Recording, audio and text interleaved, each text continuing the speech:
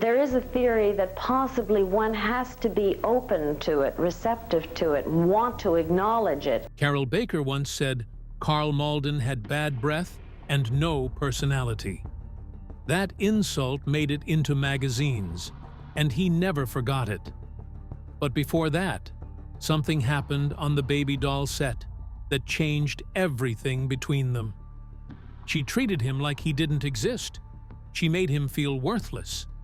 And years later, when they reunited, she made sure he knew she hadn't forgiven him. What started as method acting turned into something much more personal. In 2019, at age 88, Baker finally explained why she did it. The reason will surprise you. Carroll Baker was born on May 28, 1931, in Johnstown, Pennsylvania, during a time when the country was collapsing under the weight of the Great Depression. 1 in 4 people had no work, and her father, William Watson Baker, was just trying to survive as a traveling salesman. The money wasn't enough. By the time Carroll was 8, she was knocking on doors with him, selling whatever they could just to afford food. When her parents split that same year, it made things worse. Her mother, Edith, packed up Carroll and her sister Virginia and moved them to Turtle Creek, where they crammed into a small space and struggled to make ends meet. Carroll said her mother did everything she could, but they stayed poor most of her childhood. That kind of life doesn't fade. It clings to you, and it followed Carroll into everything she did later. When they finally moved to St. Petersburg, Florida, Carroll was 18. She only stayed in college for a year before she started working as a magician's assistant in a low-tier vaudeville show. That same year, 1949, she entered a strange pageant and won the title of Miss Florida Fruits and Vegetables, basically a contest where girls were compared to produce. It was humiliating, but she needed something, anything, to get out. The violence she saw growing up and the pressure her mother faced alone stayed buried in her. And when she acted, those buried feelings started coming out in ways that shocked people. At 22, Carroll married Louis Ritter, a wealthy hotel owner in New York who was 54 years old. He was more than 3 decades older than her. She later said he raped her while she was still a virgin, and the relationship was abusive from the start. The marriage didn't even last a year. She left in 1954, deeply shaken. Instead of collapsing, she turned that pain into something else. She went straight to New York City, broke, alone, and trying to survive in a basement apartment with dirt floors in Queens. She danced in Times Square nightclubs. She took chorus girl jobs in sketchy venues. But through all of that, she was hungry to learn. She enrolled at both HB Studio and the Actors Studio, even though she had almost no money. Her classmates were people like Marilyn Monroe, Ben Gazzara, Mike Nichols, and James Dean. She slept with Gazzara and later said she went a little wild after her divorce. She said sex made her feel alive again. By 1954, she was starting to get noticed on small stages in New York. She took a role in a play that critics couldn't even describe properly because it dealt with such taboo subjects. People started calling her sultry with a dangerous edge. But it didn't take long for producers to forget her acting training and focus only on her body. Her figure, 36-24-36, became the only thing casting directors seemed to care about. Her first movie was barely a role, just background in a swimming flick called Easy to Love. She even did cigarette commercials. Still, Elia Kazan saw something different. He cast her in Baby Doll, picking her over Marilyn Monroe because he believed Carroll could show both innocence and danger. That same year, she landed a Broadway role in All Summer Long, but it didn't go anywhere. It closed after 60 shows. She was broke again, taking small jobs to survive.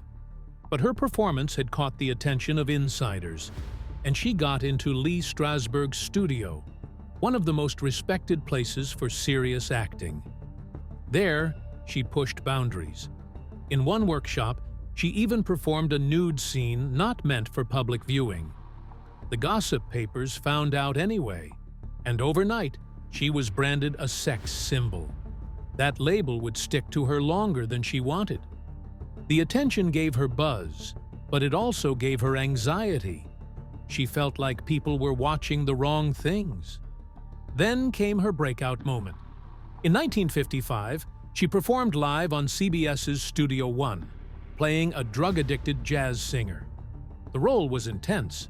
One scene had her cry while singing for nearly 20 minutes, live, with no room for error. Warner Brothers noticed. They offered her a contract worth $75,000 a year, a life-changing offer. But the price of that contract was control. The studio wanted her to lose weight, change her voice, and mold her into their version of a star. She said no. She kept her curves, her voice, her identity. Warner Brothers punished her by putting her on suspension when she refused roles they assigned her. She missed out on huge opportunities. Cat on a Hot Tin Roof, The Brothers Karamazov. She called it a slave contract. In 1956, she started a secret affair with a well-known Broadway director. He was married. The relationship triggered guilt, panic attacks, and insomnia. But somehow, that emotional chaos made her acting better. She started tapping into real feelings, pain, confusion, heartbreak, and casting directors began to see something deeper in her. That inner turmoil became the backbone of her most powerful performances. That same year, Kazan cast her in Baby Doll. She was 25. The role was scandalous. She played a teenager who slept in a crib and wore baby doll pajamas, seducing an older man while acting like a child. It was hard to watch, and that was the point. When it hit theaters, a Catholic cardinal publicly denounced the film from the pulpit, calling it a threat to morality. The backlash was brutal. Time magazine called it one of the dirtiest films ever released. But Carroll got nominated for an Oscar. To prepare for the role, she didn't just read scripts. She went to trailer parks in Mississippi and studied people's lives. She lived like her character. She avoided her co-star, Karl Malden, stayed cold toward him, and never broke character. He said she treated him like garbage on set. She even designed scenes meant to embarrass his character, like one where she licks an ice cream cone slowly while men mock him, and another where she washes clothes in a tub while speaking to him through a bathroom door. These weren't accidents. She was turning her real frustration with the industry into moments of power on screen. The movie sparked a war between the studio and religious groups. Even though it passed the official censorship board, the Catholic Church condemned it. Warner Brothers faced protests. They pulled the film from some theaters and fined Kazan $25,000. A giant billboard of Carroll sucking her thumb in a crib stretched across a block in Times Square, fueling the controversy. Meanwhile, tabloids dragged her name through the mud. She was called immoral, a threat, a tease. But behind the scandal was a woman who had turned her trauma, poverty, and pain into something unforgettable. After her rise to fame with Baby Doll, Carroll Baker was suddenly everywhere, and Hollywood couldn't get enough of her. She was picked for a big role in Giant, working alongside Rock Hudson, Elizabeth Taylor, and James Dean. Even though she didn't know how to ride a horse, she had to learn it fast because her character was a tough ranchwoman. Things quickly turned tense on set when the director, George Stevens, pushed her into doing reshoots that hinted at nudity. She stood her ground and said no. That didn't sit well with him. He threatened to fire her and get someone else. The fights were loud. People could hear it across the lot. And even though the film made $12 million and got 10 Oscar nominations, Baker was left out of all the praise. Warner Bros. Started calling her difficult. And just like that, She was no longer their golden girl. Then came the big country, and things got even rougher. During one scene, Charlton Heston was told by director William Wyler to grab Baker tightly so she couldn't escape. Wyler didn't tell Baker the plan. He told her to break free and fight back. The result? 10 takes of real pain. Heston, almost 100 pounds heavier, left bruises on her wrists. She cried between takes while crew members iced her arms. She wore heavy makeup to hide the welts, just to avoid trouble with the studio. That scene turned out powerful, but it haunted her long after filming ended. By 1958, Baker had enough of being cast as the sexy sidekick. In But Not For Me, she was supposed to be a gold-digging secretary who seduces an older man played by Clark Gable. But she pushed back. She asked for rewrites to make the character more than just a pretty face. Studio heads didn't like that. They threatened to blacklist her and cut her $4,000 a week salary. One executive even told her, straight-faced, that pretty girls don't need brains. Baker didn't care. She stood her ground. And when the film came out, critics actually praised her. But her defiance came with a cost. Roles dried up, and her reputation for being difficult only grew stronger. Things got darker with Something Wild in 1961, a film directed by her husband, Jack Garfien.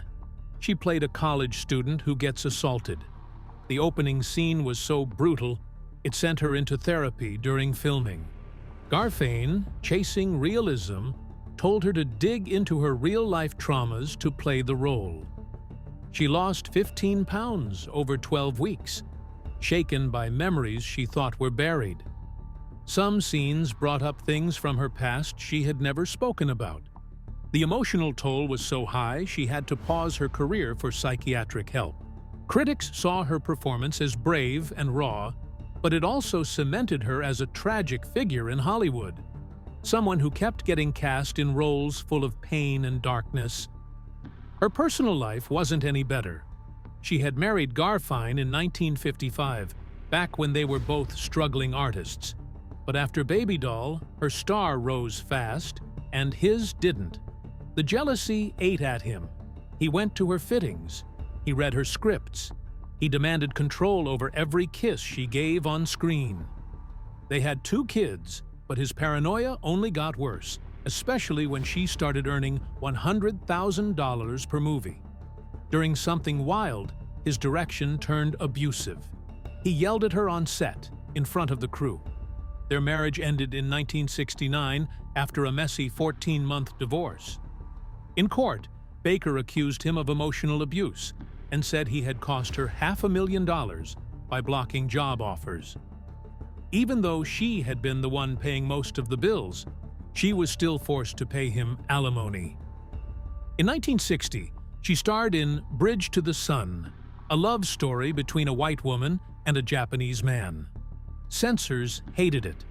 They demanded 27 cuts, saying American audiences wouldn't accept an interracial romance. Baker wasn't having it. At one meeting in November, she reportedly shouted at the censors for 40 minutes straight. When she called the whole thing medieval thinking in a Variety interview, the punishment was swift. She was banned from attending 15 major premieres in 1961, including one where she was supposed to present an award. That cost her $75,000 in lost appearances and killed a 7-picture deal with MGM. During the filming of The Miracle in Ireland, things took a terrifying turn. She was shooting in freezing cold, 23 degrees, wearing almost nothing for a religious vision scene. At 8,000 feet elevation, she spent 14 hours crawling over sharp rocks. She was pregnant at the time. The stress and conditions caused a miscarriage. But instead of rest, the studio made her keep shooting for another 6 days. They gave her morphine just so she could finish the scenes. In 1962, while working on How the West Was Won, Baker got into a fierce fight with Warner Brothers. She wanted top billing over Karl Malden. The studio refused. She refused to back down. The delay cost the studio $180,000. Jack Warner flew out to Arizona and personally offered her $25,000 to drop it. She said no. In the end, they gave both actors equal billing, but she lost a profit-sharing deal worth $200,000 just to prove a point. In early 1964, she started an affair with Frank Sinatra while prepping the Carpetbaggers. It started with a quiet flirtation at the Beverly Hills Hotel, then turned into something explosive. She later said that the raw energy from that affair fueled one of the film's most iconic scenes, a lap dance she improvised over 14 takes. The studio panicked. They assigned bodyguards and paid the crew to stay quiet.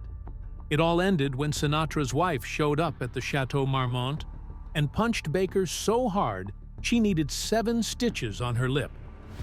By 1963, Warner Brothers had had enough. They suspended her for 14 weeks without pay when she refused to star in a low-budget film called Tobacco Road. They fined her for everything, from showing up late to wearing pants to meetings. She sued. The case pulled back the curtain on studio abuse. Her lawyers exposed that the studio fined women $500 for wearing trousers, $200 for smoking, and $1,000 for gaining more than 5 pounds. They even hired private detectives to follow her, spending $12,000 to track her for moral violations.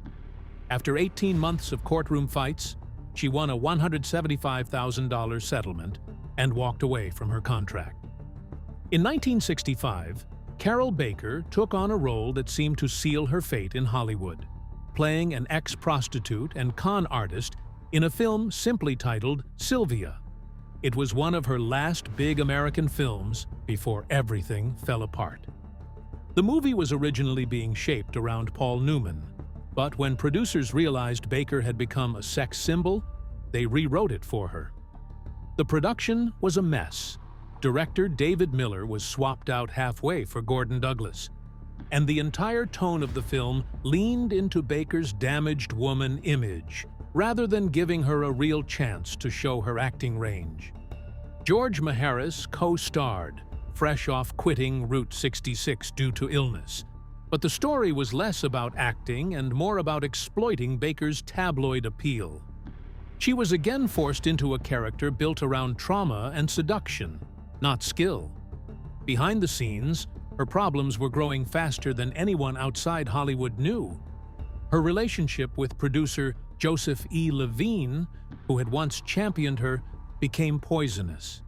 He'd flood her with expensive gifts, acting like he owned her. The press picked up on it, and Baker had to deny being his mistress. Her sarcasm only made things worse. She once said, "I admire his taste in leading ladies," and it didn't go unnoticed. By 1966, she sued Levine over her Paramount contract, and he retaliated immediately. Her checks for Harlow were frozen. She was fired. Suddenly, she was drowning in debt and fleeing Los Angeles with 2 kids to feed. She did eventually win a $1 million judgment, but the damage was irreversible. The industry quietly shut her out. It wasn't the first time a studio punished her. Years earlier, Warner Brothers had suspended her for refusing roles she didn't want, which blocked her from starring in The Brothers Karamazov, Cat on a Hot Tin Roof, and The 3 Faces of Eve. She once said she came in at the end of the studio system when contracts still treated actresses like slaves. When she chose to appear on stage in Arms and the Man, they retaliated again. By 1966, she had enough. Paramount dumped her, and Baker started speaking openly about how women were used up and tossed aside in Hollywood. Levine was the face of a much bigger problem: male producers with unchecked power who mixed control with manipulation. With no real options left in the US, she left for Europe. In 1968, she starred in The Sweet Body of Deborah, a thriller shot in Geneva that paid her about $50,000, far less than her earlier Hollywood gigs. The film had a disturbing plot involving a husband's mysterious ex-fiancée and strange photographs, and it sparked a scandal. Italian censors chopped out 10 minutes, disturbed by its hints of lesbian attraction and psychological abuse. But for Baker, it was her rebirth. Europe didn't treat her like a cast-off. They gave her leading roles again. Then came A Quiet Place to Kill in 1970.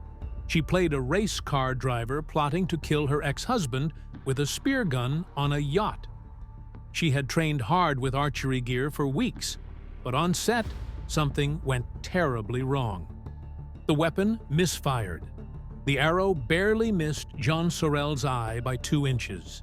He sued the production for $75,000, and filming was delayed by 12 days, costing another $25,000. Baker was so shaken, she needed therapy just to get back in front of the camera. That same year, she married Italian composer Maurice Baumgartner in Rome. It gave her stability, at least on paper. But their villa became a magnet for wild parties, filled with Italian cinema's biggest names, Marcello Mastroianni, Anita Ekberg, and others from Fellini's inner circle. In late 1969, a scandal broke when Oggi magazine accused her of being at an orgy hosted by Dino De Laurentiis. She denied it, but gossip linked the real parties to her on-screen roles, especially in The Fourth Mrs. Anderson. In a 1974 interview, she admitted she had completely lost herself during that time, drinking too much and doing things that even shocked her European peers. But marrying Baumgartner gave her Italian citizenship, which helped her keep getting roles. Her work in Europe was darker, often more violent. In So Sweet, So Perverse from 1969, she was bound, threatened with knives, and forced into scenes simulating sadomasochism. The mental toll was enormous. She started seeing a psychiatrist in Rome, Dr. Franco Ferrazzi, who taught her self-hypnosis so she could endure filming those scenes. She would put herself in a trance to numb the emotions, just to get through it. By the time she made Knife of Ice in 1972, she broke down completely. She needed 3 weeks of therapy just to finish shooting. Later, she said that playing these tortured women forced her to face the trauma she had buried from Hollywood, especially the betrayal by Levine and the lawsuit that followed. She spent around $200 a week for hypnosis sessions for 2 years. It kept her working, but eventually, she stopped when she realized how much it was messing with her mental health long-term. In 1956, Carroll Baker stepped onto the Mississippi set of Baby Doll with one goal in mind: lose herself in the role. She was young, ambitious, and committed to method acting. But something shifted when she met Karl Malden, her on-screen husband. His character, Archie Lee, repulsed her. And because Baker believed that staying in character meant living the emotions, she let that disgust seep into real life. For 23 straight days, she ignored Malden between takes, wouldn't meet his eyes at meals. During one break, she spilled hot coffee on his costume and didn't apologize. She later wrote that she wanted him to feel just as awful as his character made her feel. Elia Kazan, the director, didn't stop her. In fact, he encouraged it at first. But Malden wasn't playing along. He wrote private letters describing Baker's behavior as emotional torture, wondering whether it was acting or something personal. 6 years later, they were cast together again in How the West Was Won. By then, whatever line existed between method and malice had vanished. Baker made sure she had as little screen time with Malden as possible, asking director Henry Hathaway to keep them apart. On one shoot day, she rode her horse dangerously close to Malden's 17 times, nearly unseating him more than once. When asked, she shrugged and called it payback for those scenes in Baby Doll. Things got so bad that even James Stewart and John Wayne stepped in, urging her to drop the grudge. Malden stayed quiet for decades, but in 1997, he finally wrote about it in his memoir. He never used her name, but everyone knew who he meant when he described an actress who blurred the line between method and cruelty. He said she made him feel confused, even hurt, and mentioned a quote she once gave to a magazine calling him a wet blanket with bad breath. That comment stayed with him for years. His daughter later said he never really understood why she treated him that way, especially since he'd been the one who pushed for her to be cast in the first place. The tension wasn't just private. In 1957, when Baker was nominated for an Oscar, she made headlines by thanking nearly everyone except Malden. Variety reported that she mentioned even the janitor, but skipped over her co-star. Word spread fast that Malden had privately told Academy members she didn't deserve to win. Gossip columnists ran with it. Luella Parsons wrote that he thought she was too immature for serious work. Dorothy Kilgallen called it an example of method acting gone wrong. Everyone in the industry knew this wasn't just a clash, it was turning into legend. Decades later, in 2019, Baker, by then 88, finally addressed it. In an interview, she said the whole revenge story had followed her unfairly.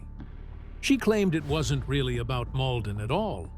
It was about her trying to survive in a Hollywood that crushed young women under the weight of powerful men. She said her actions weren't polished, but they were a way to set boundaries when nobody else would. She admitted she was unnecessarily cruel, but explained that it came from feeling cornered. Before Malden passed away in 2009, she wrote to him and apologized. That letter, she said, gave her peace. The stories didn't stop there. In her 1983 autobiography, Baker revealed what the Hollywood machine had done to her. She described horrifying moments, casting couch assaults, typecasting, and the pain of being frozen in time as Baby Doll. That infamous Times Square billboard of her in a nightgown followed her everywhere. What Kazan thought would be a gift, a film title tailored just for her, became a trap. It ruined her chance at being seen as a serious actress. One scene, one image, sealed her fate. In 2008, she was finally honored with a star on the Hollywood Walk of Fame. But her speech didn't play it safe. She told the crowd that she was fired from a TV pilot at age 40 for looking too sexy to play a mother. That, she said, ended her mainstream American career. And it all traced back to Baby Doll. The role that made her famous also made her disposable. Her third marriage, to Donald Burton, lasted 25 years. He was a British theater actor, stable and steady.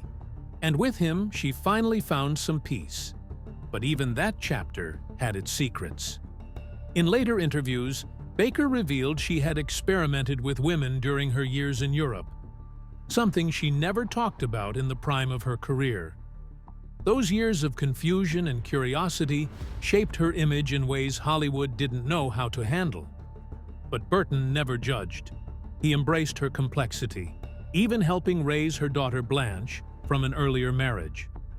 In 1975, she was diagnosed with uterine cancer. She blamed an IUD left unchecked during her hectic European film years.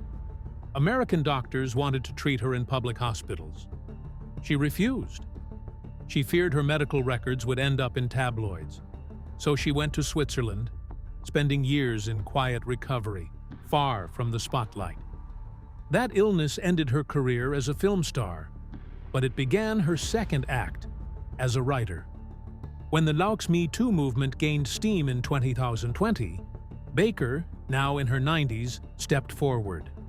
She spoke out about how the Catholic Church once condemned Baby Doll as morally corrupt.